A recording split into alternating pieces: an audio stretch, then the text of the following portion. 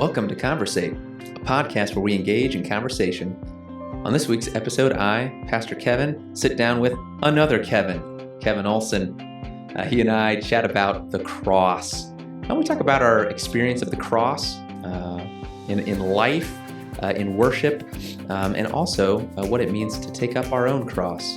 As always, we pray that this podcast is something that sparks spiritual conversation for you and others and helps you meditate, at least this week, on what the cross means for you. We hope you enjoy it. Greetings, Mr. Olson. Salutations. Kev. People call you Kev?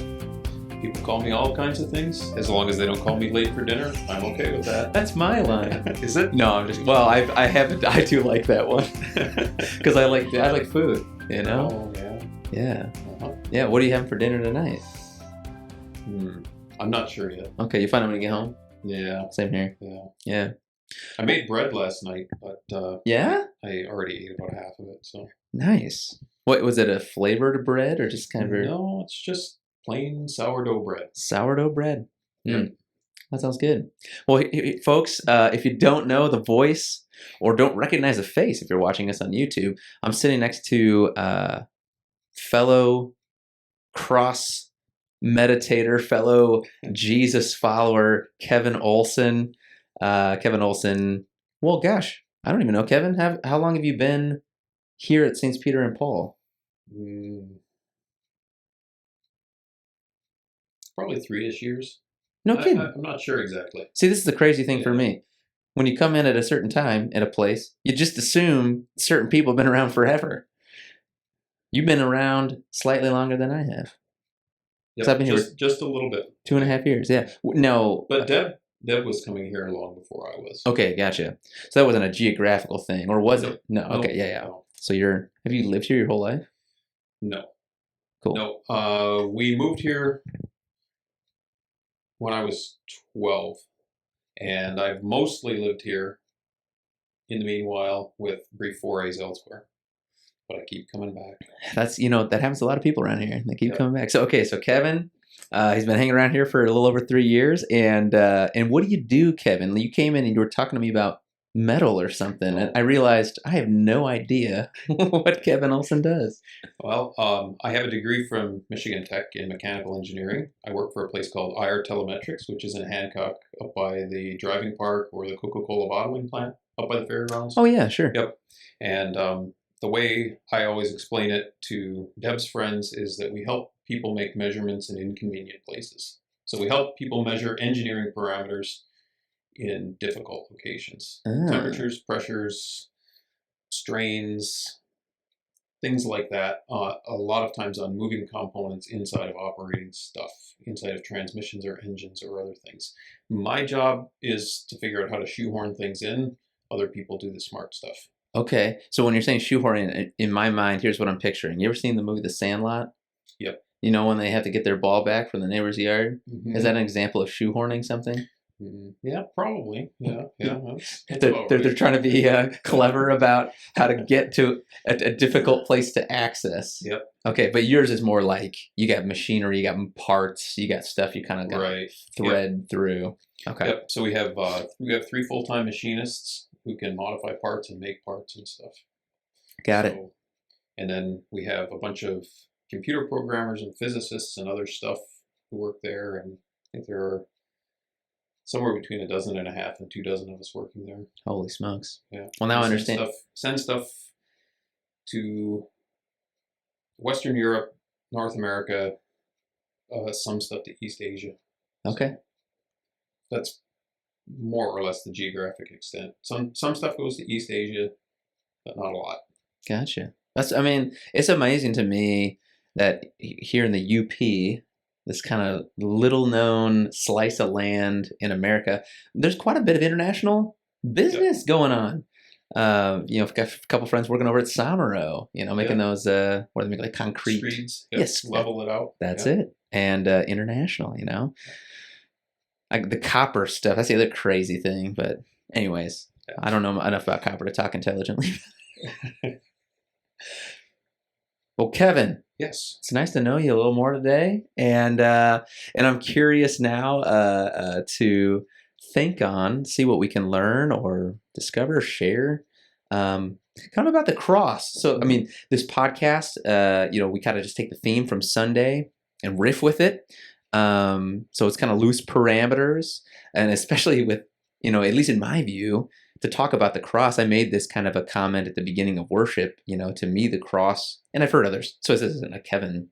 I didn't come up with this, but like I've heard the cross talked about as like a diamond, right? This like multi-faceted, precious thing. That's kind of got all sorts of meaning and stuff wrapped up into it.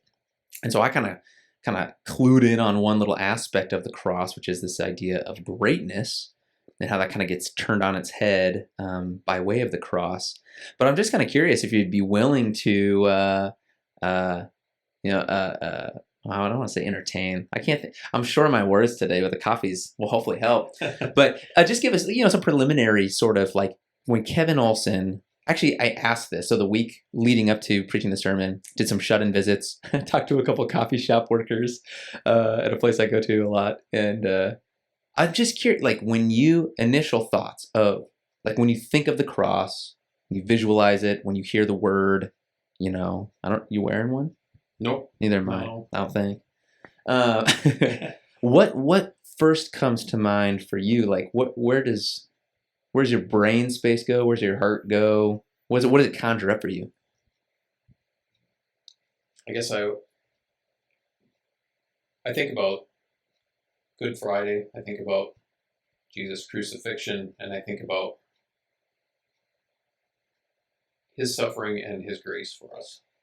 Mm-hmm. I mean, I think that's what most immediately comes to mind. Mm-hmm. I can remember a lot of Good Friday. I always loved it on Good Friday if it was like storming out.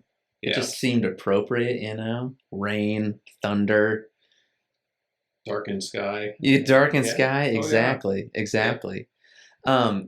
Is it odd to you, Kevin, that... No earthquakes, though. Not in my experience. No. Yeah, that'd be cool, though. That'd be cool. That would be something. Yeah, yeah. Maybe like some parts of the sanctuary just ripping in half somehow. Yeah. I don't want to... I was thinking of something that could rip in half. I was like, I don't want to... So, when the curtain tore in half, I've seen some historical references that actually the lintel stone between the most holy place and the holy place actually fell during that earthquake, and that's what caused the curtain to tear. I'm not saying that it wasn't miraculous that it tore, but, sure. but that actually the temple became structurally unstable, and up until 70 AD, they weren't actually able to use it in the same way they had because of that earthquake. No kidding. Yeah, so I don't know. I mean, it's not extremely well attested, I guess. Like, sure. There aren't a lot of sources, but I've seen some sources that are quite ancient that refer to that. That is fascinating. What's you called it a lintel stone? Yeah, it would be like the beam that went across. So probably wasn't really an arch. It was probably a flat beam of some sort. Oh, okay. Stone. Yeah, that held like a header. Yeah, over a door or something. And the curtain was like affixed to it. Yeah, it would have been hung from that because it was very heavy. It was thick, multi-layered. And the curtain was torn from top to bottom. Yeah. So the beam across at the top, it ripped the curtain in half. Yeah. Yeah. So I don't know how much stock to put in that, but it's kind of interesting. It is. Well, it's similar to, like, I've heard certain folks who study like astronomy talk about certain formations of the sky surrounding around the time of Jesus' birth and how this Star of David could have been this celestial sort of thing, and why not? Sure. I mean, after all, it was what the diviners and the stargazers, those from the East who put a lot of stock in divulging meaning from the movements of the celestial, who found Jesus. So, why not? Yeah. Well, that's interesting. That's interesting. In case you're like, what are you guys talking about? Why did you go on this tangent with earthquakes? It's because I'm a rabbit trail guy. That's why I brought you on the show, Kev. Our minds work in similar ways. That's why never mind. I was going to comment about the length of my sermon Sunday. It was a little long. I didn't notice. Well, it might have been shorter than the late. I only know the early service time. But if you go in the gospel accounts, I'm not sure if it's in all of them, but certainly in one of them, it talks about a myriad of things. Mm-hmm. One of them, though, is, the sky being darkened. Yep. That's in at least a couple of them.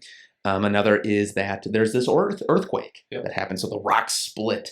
And then many people were resurrected. Yes, I was going to mention, that's we don't really cover that a whole lot. No. I haven't heard a lot of zombie Good Friday sermons, No. It must have been, it must have considerably increased the momentous nature of the events of Good Friday, though.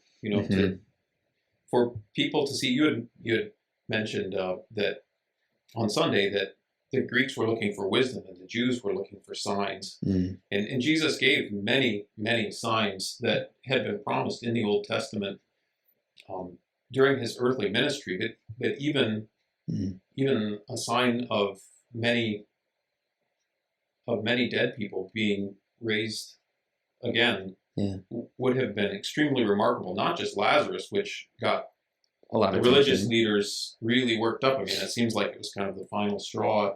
They said, hey, we've got to do something about this guy. There's too many people following after him because of these events. But then it would have been just that much more emphatic, I think.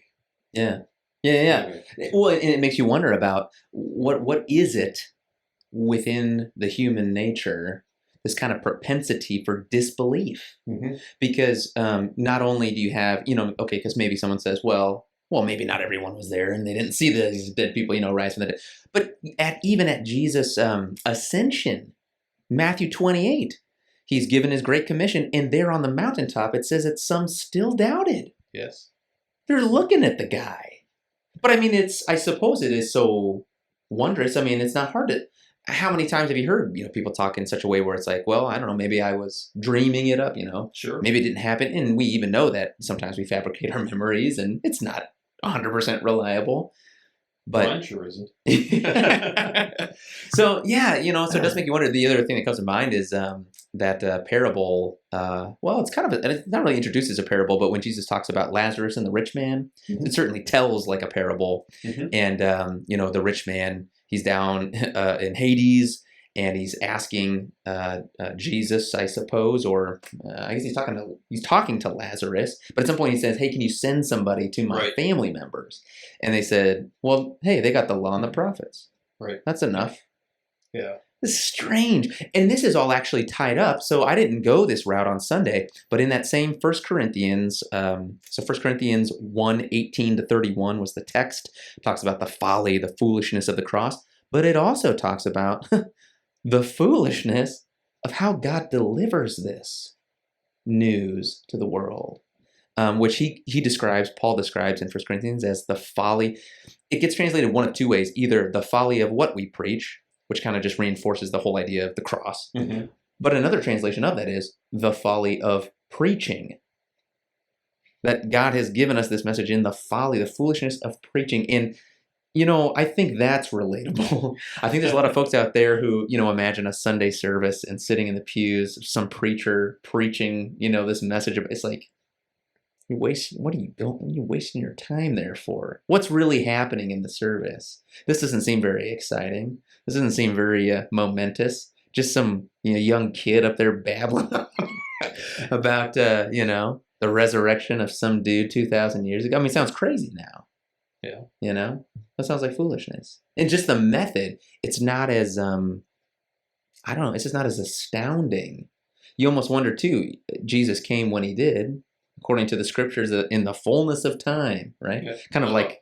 At just the right time. That's it. Yeah. But nowadays, we could have had this, cameras rolling. We could have seen it in HD quality. Everyone's phones would have been. So it's interesting that God chose even that particular historical moment to reveal this. And I just don't.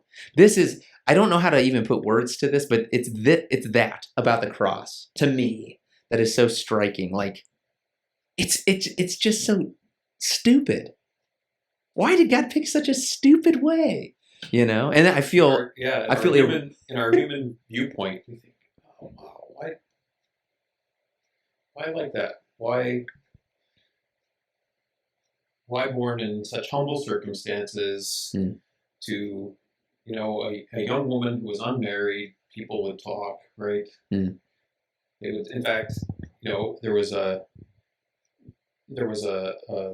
heresy that went around, I think even back in the first century, that Jesus was the illegitimate son of a Roman soldier. This Really? Yeah, I think what did they call his name, Patara or something or other. Anyway, or Pantera, something like that. Anyway, and so you can still find some of the Gnostic writings and whatever talk about this. He wasn't really the son of Joseph. He was the son of this Roman soldier or whatever. But I'm sure people talked because there was this young woman who wasn't married and became pregnant, and it's a scandal, right? Yeah.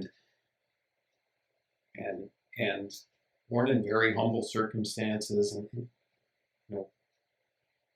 hard for us to understand. In human ways of speaking, it just doesn't. It isn't probably how we would write the story, but that's okay because it's God's story to write. Well, and apparently there's something very compelling about the way that God wrote it, right? And about, the way he drew it up, because still today, 2,000 years later, it's captivating to us, and it's actually surprising to me how prevalent the cross is, I mean, it's,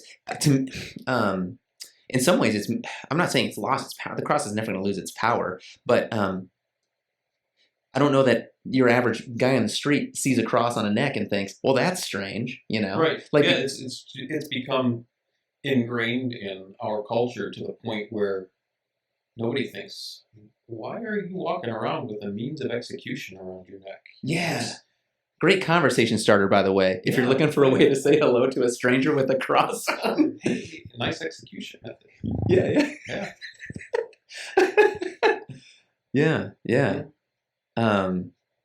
So there's something a very captivating, and obviously because there's all sorts of music, art, portraits, literature that I think try to get after this idea of the cross, and it is something that it evokes a lot of, it evokes something in us, and I suppose it has to do, for me in part, it has to do with, like, I love when I see manifestations of the cross in, let's say, movies, and what I mean by that is, I have a hard time, I'll be honest, I mentioned the Marvel movies, in church, and I know they got a wide following. I'm not that much of a Marvel guy. The universe is just too big. I couldn't keep up. It was like 31 movies in 18 years or something. But part of my dislike is I just don't like it. I don't like it when it's like, you see the hero, you kind of know how it's going to go. Okay, there's going to be a struggle, but come on, we know how it's going to turn out, I really enjoy stories that have kind of an anti-hero or an unlikely victory or something that's just like is harder to look at, I guess is what I'm saying. Not as cookie cutter seems a little too harsh to the Marvel movies. I'm not saying they're cookie cutter, but maybe they are. Cake cutter. Yeah. And I'm saying, so like, I love it when there is sort of a very unexpected twist, I suppose I'm saying. So a good example here, I actually saw this one or thought of it this morning. So I'm not a Marvel guy, but I guess I don't even know. Are you a comic book fella? Not really. Okay, no. So I don't know what universe Batman belongs to. Is he DC or Marvel? DC, I think. That might be. But I'm ignorant. He didn't show up in the in the what Avengers. So if Batman's not an Avenger, he's gotta be DC. But you ever see those Christopher Nolan movies, the Dark Knight trilogy? I've seen a couple of Batman movies, but I don't know if they were his or not. Who was the villain? You didn't know you were going to ask about Batman movies when you said you'd agree to talk to me about. Jesus. I think the Joker was in one of them. Ooh, was he, Joker, was it played by, oh gosh, who was the old, there was a movie from like the 80s or 90s maybe, late 80s with the Joker. That was the one with Mr. Mom as Batman. Oh, I should know my Sam- Batmans. Yeah, Um, I can't. okay. Anyway, I an old one. oh yes, Yeah, got it. a modern movie, like not the It's not black and white. no. It didn't but say boom when no, Batman no. punched somebody. Pow. Yeah, I used to watch that though. I liked Yeah. that old Oh, the da-na-na-na-na. Adam West. Is Yeah, that the one? yeah, that sounds right. Yeah, this would have been probably sometime in the 90s. I don't know if I've seen any others Oh my gosh. since then. Okay, Kevin. Well, I'm very glad you haven't. I'm so deficient in popular culture. I'm glad you haven't because you're giving me now the chance to talk about it more and explain it There we more, are. especially to our hearers. So Christopher Nolan, this would have been like, I don't know, 2010s and beyond, let's say. Came out with this new anthology of Batman movies called the Dark Knight Trilogy. Christopher Nolan, by the way, is my favorite director. Okay. So I'm very excited about this.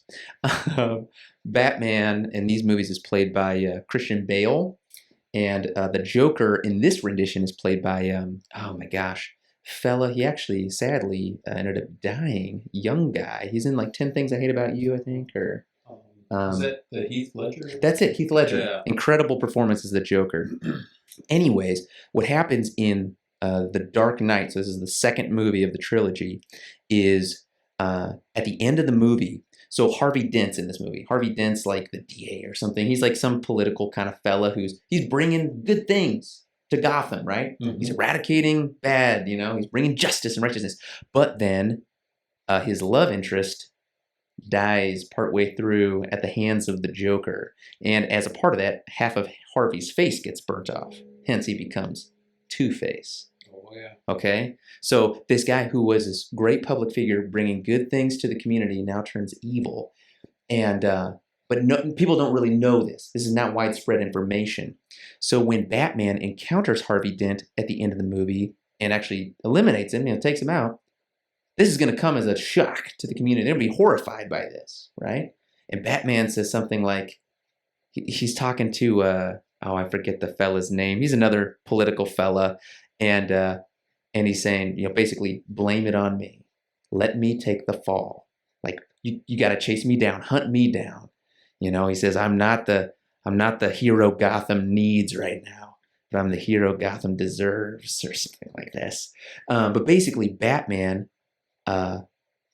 takes on this kind of heinous role. He's going to be hated by the masses because he's the one who's killed this, guy who was saving everyone. Right. Even though this guy who was saving everyone was actually the evil one.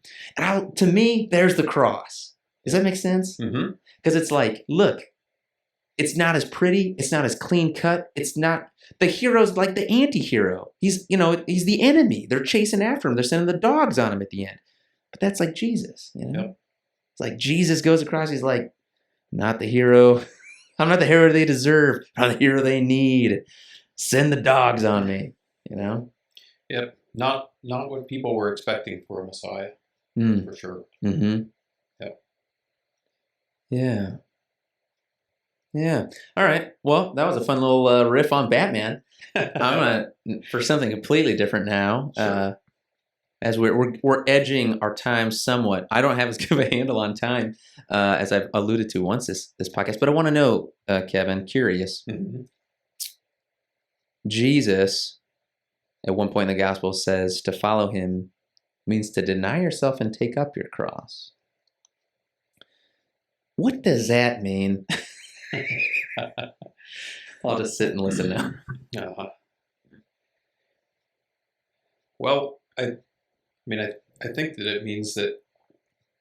So when Jesus is in the garden, I guess this is how I thought about it. When Jesus is in the garden, he prays, let this cup pass from me, but not my will, but your will be done. And then he ends up taking up the cross and carrying it to Calvary, right? Mm. And so the taking up our cross, and I think at one point, is it Paul who says to take up our cross daily? But it's to continually recognize that what I want isn't what's most important. That it's what God wants. It's how God wants to use me. Mm. And I can't say I'm very good at this, but to let go of the things I want, my goals and desires, no matter how good they might be, but to look for what God wants from me and wants to do through me. And as I said, I'm probably not very good at that. I'm sure I miss all sorts of opportunities, and I hang on too tightly to all sorts of things which aren't of eternal value and maybe not even of temporal value. TBD. But, yeah, but anyway, that's I guess that's how I think of it, is that, you know, Jesus had to give up what he humanly wanted in order to accomplish what the Father wanted him to do. And I need to look to do the same.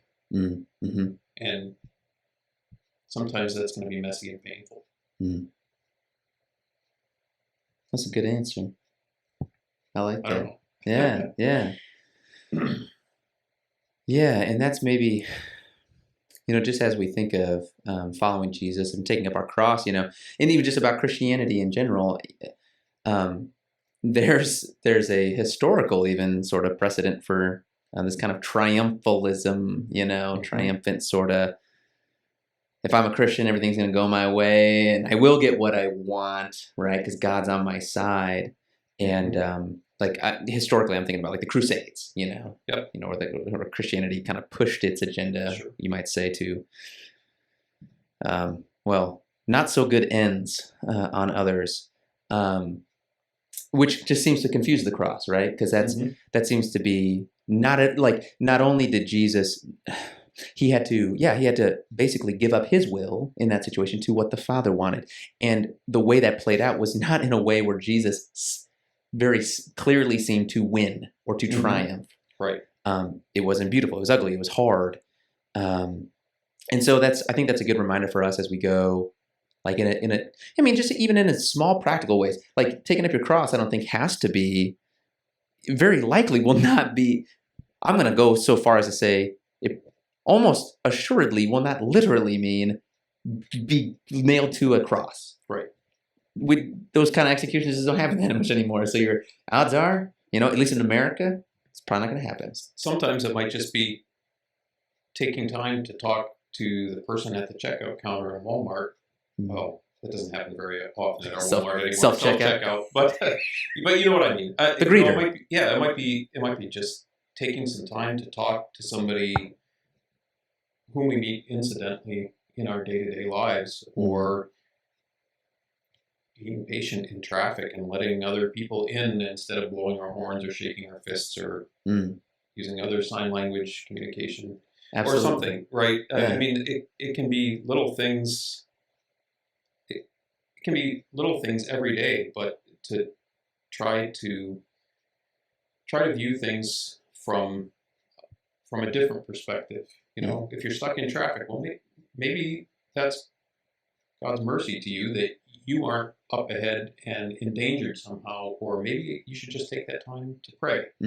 Yeah. I've many times I've been stuck on the Uber loop when the bridge goes up or yeah. down, or get stuck going up or down or something. and I think, well, maybe this is just a time for forced relaxation. You can't do much. It doesn't help to get all steamed up about it. Absolutely. Take a little time and pray for people or something, and of course it takes me 3 or 4 minutes to come around to that conclusion, because at first I'm like, oh man, I was trying to get to the hardware store before 5 o'clock. Yeah, right. Why did they have to move the bridge right at rush hour? Come on, man. But anyway, sometimes it's little things, I think. Yeah.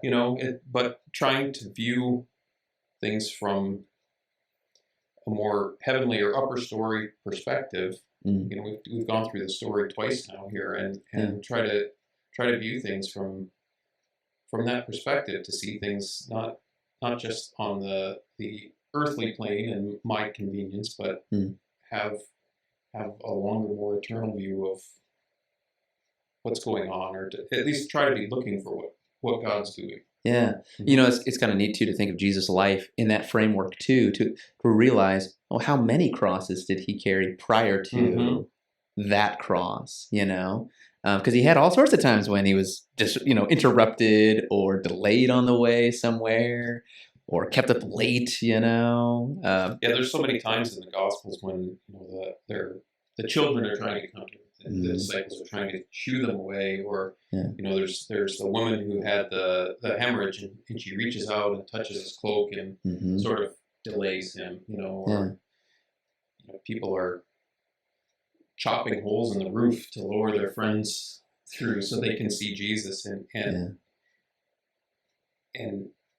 he makes time for people.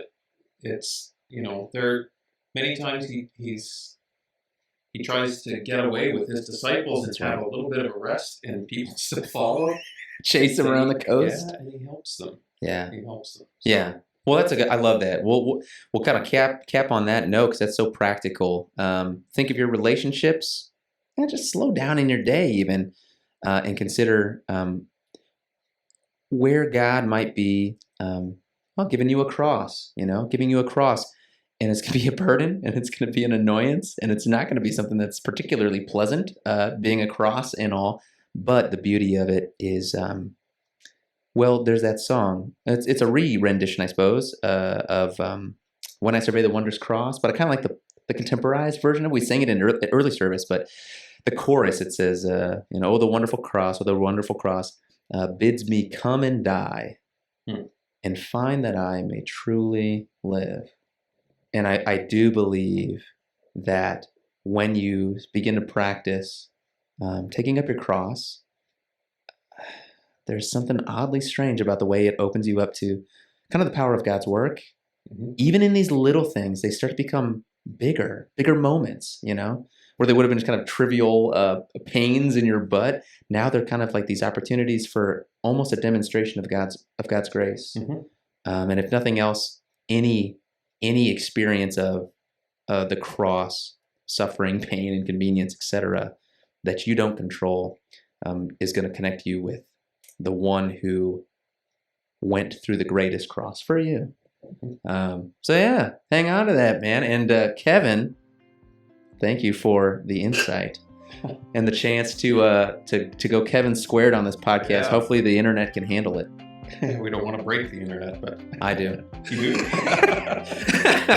But I don't think this might. We'll see if this accomplishes that. But in any case, Kevin, it was great to chat with you, man. Likewise. Excuse me, if you see Kevin around church, say hi. Ask him about metal. Ask him about shoehorning things, and he will hook you up.